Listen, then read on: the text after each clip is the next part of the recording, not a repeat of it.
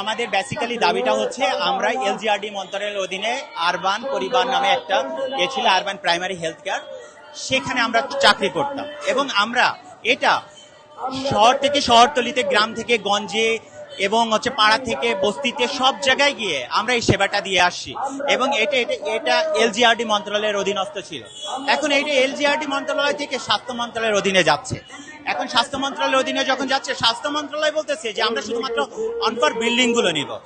আমরা বলছি যে শুধু বিল্ডিং গুলো নিয়ে কোনো লাভ নাই, জড়বস্তু নিয়ে কোনো লাভ আছে? ওটা কি দিবে আপনাকে?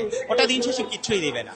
আমরা চাচ্ছি যে আমাদের যে সকল দক্ষ কর্মকর্তা আছে, যেমন 4382 জন 2025 জুন পর্যন্ত যে ডিজাইন আছে, সেই ডিজাইন অনুযায়ী 4382 জন, তাদের সকলকেই ইনক্লুডিং করতে হবে। কারণ শুধু 4382 জন না, এর সাথে প্রত্যেকটা পরিবারের সদস্য জড়িয়ে আছে, তাদের রিজিক জড়িয়ে আছে। আপনি কি করছেন? জড়বস্তুগুলোকে নিয়ে তাদের রিজিকে হাত বসাচ্ছেন।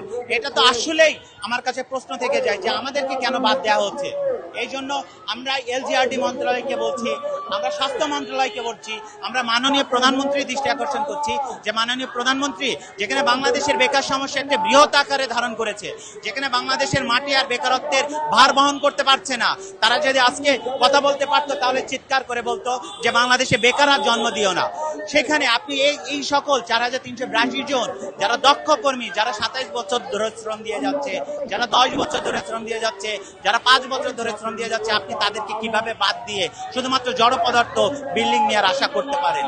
জি, আমরা স্বাস্থ্য মন্ত্রণালয়ে যাচ্ছি, আমরা এলজিআরডি মন্ত্রণালয়ে যাচ্ছি, কিন্তু আমরা ওইভাবে কোনো সুরাহা পাচ্ছি না।